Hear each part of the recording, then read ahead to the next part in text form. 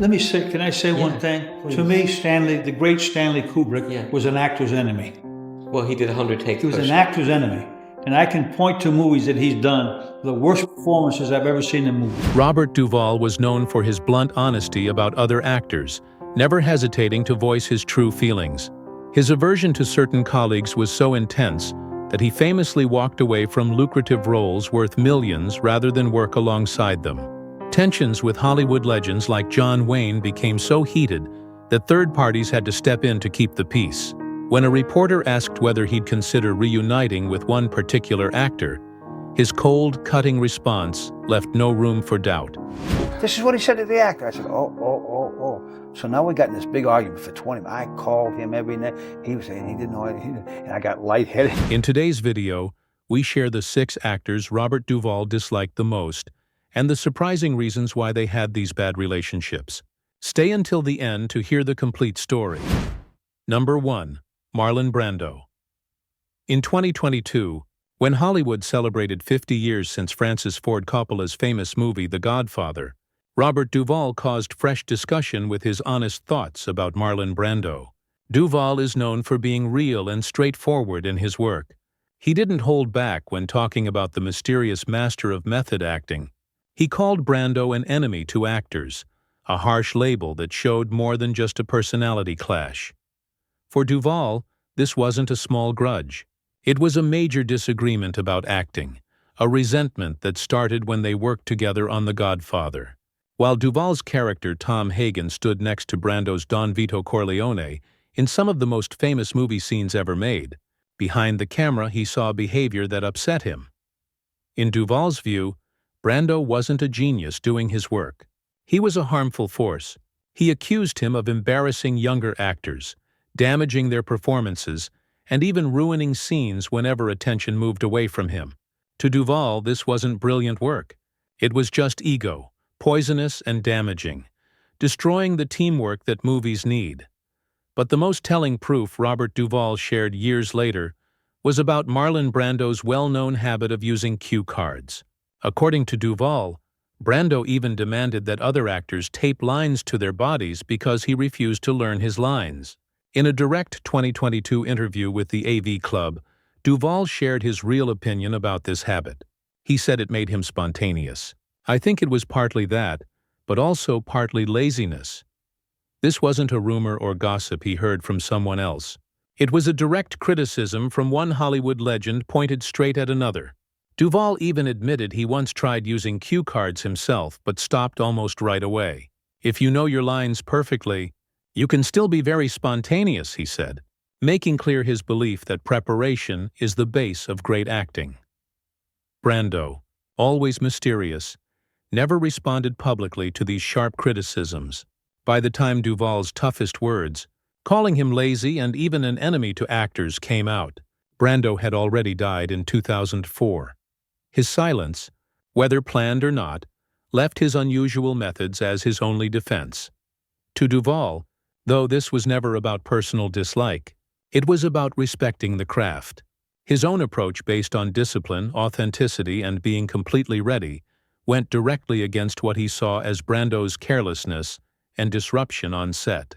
And while he later admitted that Brando had changed acting with his natural style, that recognition of his impact never removed the frustration and dislike of his work habits. Number 2. Stanley Kubrick. For Robert Duvall, shaped by American realism, the actor's job has always been simple: show up prepared, grounded, and present. And it was this firm belief that would eventually crash head-on with the legendary director Stanley Kubrick. Robert Duvall has always believed that great acting comes from discipline. Every word, every movement shaped by preparation and honesty that allows for true spontaneity. To him, the power of performance isn't in doing too much, but in holding back, a quiet strength that captures attention without being showy. So when the name Stanley Kubrick comes up, a director respected for his precision, artistry, and groundbreaking vision, Duvall's response is anything but admiring. Instead, he gives a harsh criticism that comes not from personal fights on set, but from watching Kubrick's work and his well-known directing style. Speaking during the Hollywood Reporter's 2010 Awards Roundtable, Duvall didn't soften his words. "To me, the great Stanley Kubrick was an actor's enemy," he said, shocking the room. Then he went further, pointing directly to two of Kubrick's most celebrated films, The Shining and A Clockwork Orange. To Duvall, these weren't masterpieces of acting. They were the opposite. "Terrible performances," he said directly. "Maybe great movies, but terrible performances." His fellow actors, including Ryan Gosling, laughed in disbelief, but Duvall didn't back down. His frustration focused on Kubrick's well-known method of demanding dozens or even hundreds of takes for a single moment. "How does he know the difference between the first take and the 70th?" Duvall asked, a question that got to the heart of his disapproval. For him, this wasn't just inefficient, it was destructive, taking away actors' authenticity and replacing it with exhaustion. In Duvall's view, a true director knows exactly what they want and brings it out without torturing the performer. That's why, to him, Kubrick's brilliance as a filmmaker could never excuse what he saw as disregard for the actor's craft. Number 3. Henry Hathaway. For Robert Duvall, authenticity in acting has always been sacred. Every scene, every line must be lived, not commanded. So when he stepped onto the set of the 1969 Western classic True Grit and found himself under the direction of Henry Hathaway, sparks were bound to fly. This wasn't just a small disagreement. It was a complete crash of two opposing artistic worlds. Hathaway, an experienced director from old Hollywood, believed in authority above everything else. His style was strict, commanding, and rigid, leaving little room for the organic method-based performance that Duvall, then a 38-year-old actor on the rise, valued so deeply. From the very start, the tension was obvious. For Duvall, Hathaway's approach wasn't just frustrating, it was suffocating. Years later, he admitted directly, "The director and I didn't get along. I don't get along with a lot of directors." But when it came to Hathaway, his words had an even colder tone. "Henry Hathaway, we won't talk about him." That refusal to even speak of the man showed just how bitter the experience had been. One particular moment captured the heart of their clash. Hathaway shouted a direction at him. "When I say action, tense up." God damn you! To a deeply instinctive actor like Duvall, that kind of fake order was unbearable. It stripped the performance of truth, turning it into mechanical obedience. The set of True Grit quickly became a battle of wills, an old-school disciplinarian forcing control against a young actor demanding freedom.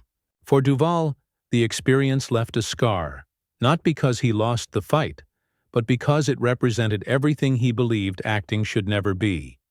Number 4. Bruce Beresford. For Robert Duvall, nothing is more infuriating than being boxed in.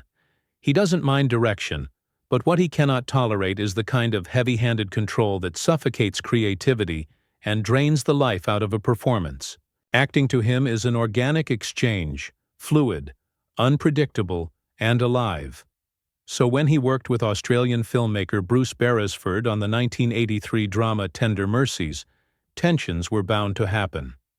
Ironically, the role under Beresford's direction would go on to earn Duvall his only Academy Award for Best Actor. Yet, behind the awards was a stormy collaboration marked by clashing approaches. Beresford approached the project with a precision that to Duvall felt more like micromanagement than guidance. Every gesture, every delivery seemed to be boxed in by rigid boundaries, stifling the very spontaneity that Duvall built his career upon. The friction between them wasn't explosive in the way his battles with Henry Hathaway had been, but it was no less draining. For Duvall, the process felt like pushing against a wall, struggling to inject authenticity into a performance while constantly being held back. In the end, Tender Mercies became a critical triumph, cementing Duvall's place in movie history. But the lasting memory of working with Bruce Beresford was not one of triumph, but of frustration, proof that even in victory, the battle for artistic freedom can leave scars. Number 5. David Fincher. If there's one thing Robert Duvall refuses to tolerate, it's micromanagement disguised as artistry. For him, acting is alive, something instinctive and spontaneous, not a factory line of endless repetitions. So when David Fincher rose to fame with his reputation for obsessive precision and endless takes. Duvall didn't see brilliance. He saw suffocation. Where others praised Fincher's careful style, demanding 40, 50, even 70 takes for a single moment, Duvall dismissed it completely. "That's not directing. That's torture," he once said. To him, this wasn't about finding truth in performance. It was about sanding it down until it was lifeless. The friction between them never exploded on set, but it came close. In the mid-1990s, Duvall was quietly approached for a role in Fincher's now famous thriller, C7N. Officially, he declined because of scheduling conflicts. But years later, in a rare, honest moment, he admitted the real reason. "I just couldn't see myself doing the same line 60 times. Maybe I turned it down subconsciously." In that confession, the gap between two visions of cinema became clear. Fincher believed perfection was buried somewhere in relentless repetition. Duvall believed truth emerged only when actors were trusted to live in the moment. And for him, that difference was reason enough to walk away. Number 6. Robert De Niro. For Robert Duvall, acting was never about imitation or big gestures. It was about excavation. He believed in stripping a script down to its core, finding the quiet truth beneath the lines, and delivering it with raw honesty without pretense. Awards, mystique, or transformation rituals meant little to him. What mattered was authenticity. So when the name Robert De Niro came up with reverence, Duvall didn't gush with praise. Instead, he offered a dry observation. "He's good at playing Italians. Very good." On the surface, it sounded like a compliment, but underneath was a sharp edge of dismissal. Both men had shared sacred ground in the Godfather trilogy. Yet, their paths went different ways. While De Niro soared into legend with Taxi Driver, Raging Bull, and Goodfellas, Duvall rooted himself in subtler, less showy performances, roles defined by restraint and internal depth. There was no envy in Duvall's tone, only skepticism. "Some actors become stars," he once remarked privately. "Others become craftsmen. Sometimes people confuse the two." Industry insiders noticed this quiet rift. In interviews, when asked about De Niro, Duvall kept his answers short, respectful, but far from admiring. He didn't despise De Niro. He simply refused to worship him. As years passed, the distance grew. Duvall pursued character-driven projects like The Apostle, Get Low, and Broken Trail, while De Niro leaned into commercial ventures from Meet the Parents sequels to broad mob comedies. "There's a danger in becoming a parody of yourself," Duvall once warned, "especially if you start believing your own myth." De Niro, for his part, never engaged in open conflict. When asked about Duvall, he offered a measured response. "Bob's a serious actor. I've always respected him. We just have different energies, but the divide ran deeper than personalities." To Duvall, acting was a trade, a blue-collar craft built on listening, silence, and presence. To De Niro, it was transformation, a ritual of shaving heads, gaining weight, or perfecting accents. The world applauded those extremes. Duvall simply crossed his arms. "The work isn't in the weight gain," he once said. "It's in the silence. You can wear all the wigs you want, but if you're not present, it's just noise." The two men never fought, never clashed on set, just a quiet, unspoken misalignment. Two titans of the same era, walking in opposite directions. In public, their civility remained intact.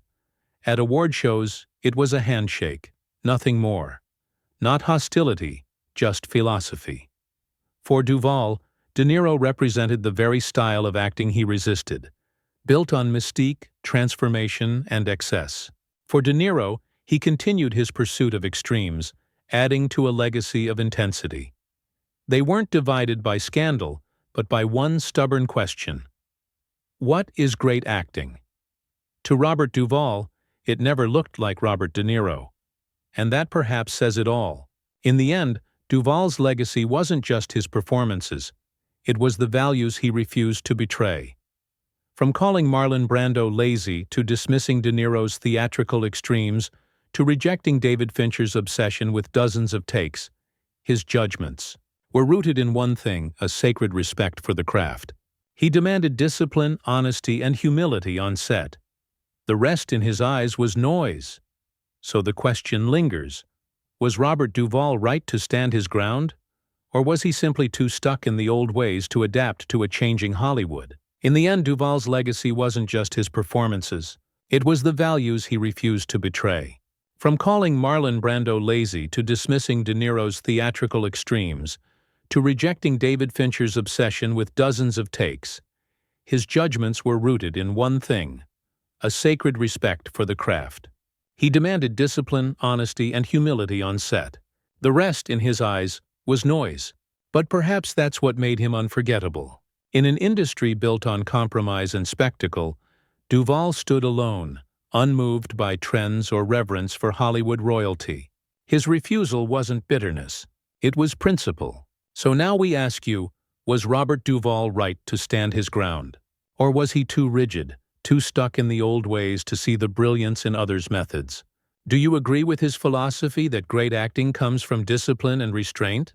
Or do you side with the transformative extremes of De Niro and the meticulous vision of directors like Kubrick and Fincher?